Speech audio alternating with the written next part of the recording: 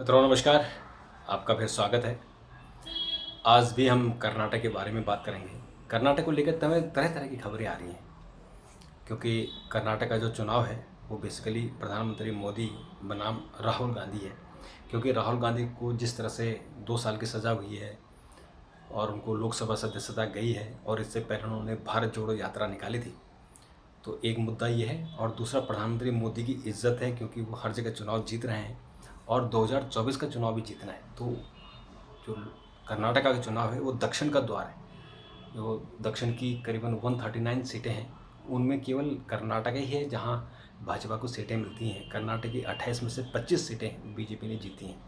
तो बीजेपी ने जो पिछली बार 2018 में विधानसभा चुनाव में 104 सीटें लाई थी और उसको बहुमत नहीं मिला था, इसलिए कांग्रेस और जेडीएस ने सरकार बनाई थी, लेकिन बीच में ही उनकी सरकार टूट गई और फिर बीजेपी ने सरकार बनाई। तो मित्रों, अभी जो चुनाव के परिणाम, जो चुनाव के कार्यक्रम घोषित हुए हैं, 10 मई को चुनाव होगा, 13 मई को चुनाव परिणाम आएंगे।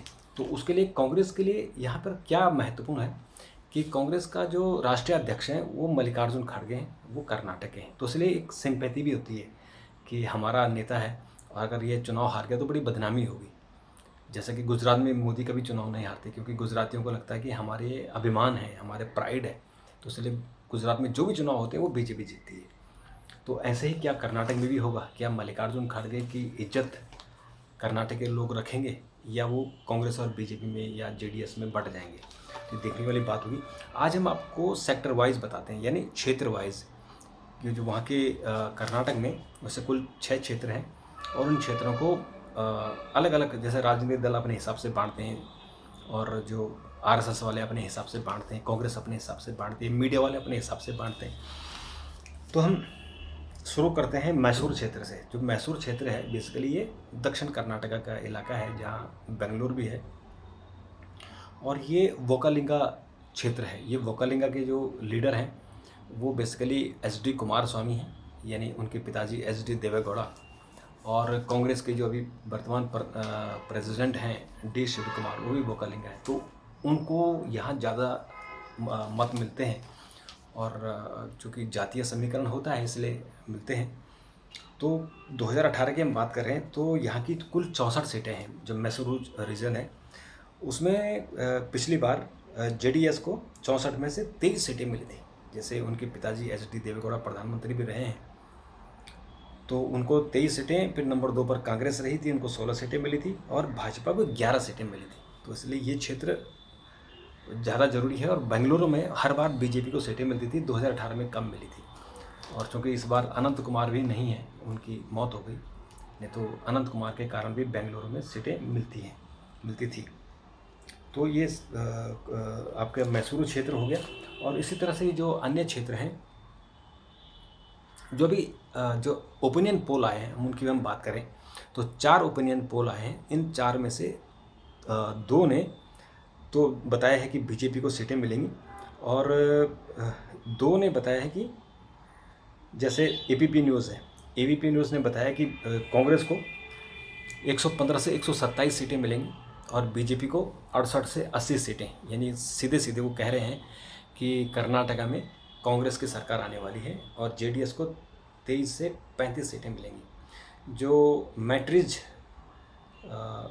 कंपनी है, उन्होंने बीजेपी को 88 से कांग्रेस को 88 से 98 सीटें दी हैं, और बीजेपी को 96 टू 106, और जेडीएस को दिए हैं उन्होंने 33 से 33 तक सीटें। यानी ये बीजेपी को अप मान रहा है, 106 सीटें तक दे रहा है, लेकिन कह रहे हैं पूर्ण बहुमत नहीं है। और जो लोकपाल है, एक और एजेंसी है, उनका कहना है कि कांग्रेस को 116 से 123, यानी तो बहुत ज़्यादा दे रहा है, 116 से 123 यानी पूर्ण बहुमत दे रहा है बीजेपी कांग्रेस को, और बीजेपी को ये 77 से 83 सीटें दे रहा है। और जो पॉपुलर पोल्स हैं वो कांग्रेस को 87 सीटें, बीजेपी को भी 87 सीटें, और जेडीएस को 45 सीटें दे रहा है। तो अगर एवरेज देखें, पोल्स और पोल देखें, तो कांग्रेस को 100 से 108 सीटें मिल रही हैं, बीजेपी को 81 टू 89 सीटें मिल रही हैं, और जेडीएस को 27 टू 35 सीटें मिल रही हैं। ये जो 4 ओपिनियन पोल आए हैं उनकी ये रिपोर्ट है। अब हम इसकी रीजन वाइज की बात करें तो जो सेंट्रल कर्नाटका है उसमें टोटल 35 सीटें हैं। सेंट्रल कर्नाटका में उसमें बीजेपी को 16 तक सीटें मिल सकती हैं, कांग्रेस को 22 सीटें, जेडीएस को 2 सीटें। तो ये सेंट्रल की जो, और जो कोस्टल कर्नाटका है उसकी 21 सीटें हैं, उसमें से बीजेपी को 13, कांग्रेस को 12, जेडीएस को 1। यानी अब देखिए कि सेंट्रल कर्नाटका में बीजेपी और कांग्रेस के बीच में लगभग बराबर का टक्कर चल रही है, और कांग्रेस को थोड़ा अपर हैंड है, वो 22 तक सीटें जा रही हैं।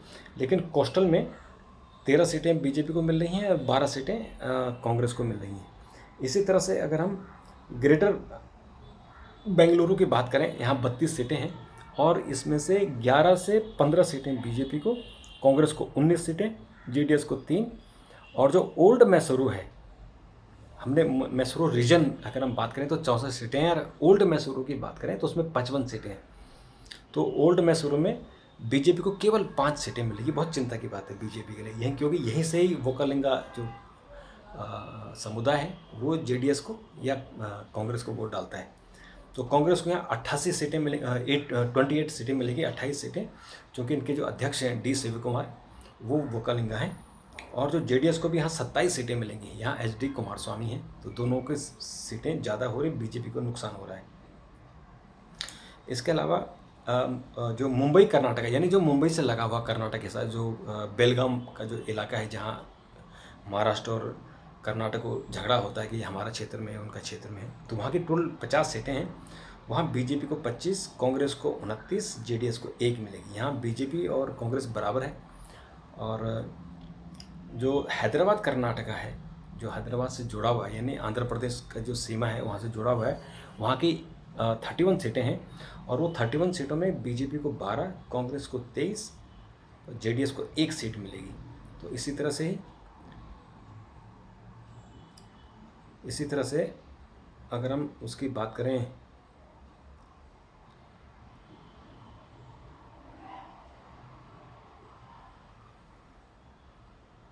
तो ये जो चारों पांचों रीजन है, इन सभी रीजनों में कांग्रेस अप है, बीजेपी डाउन है।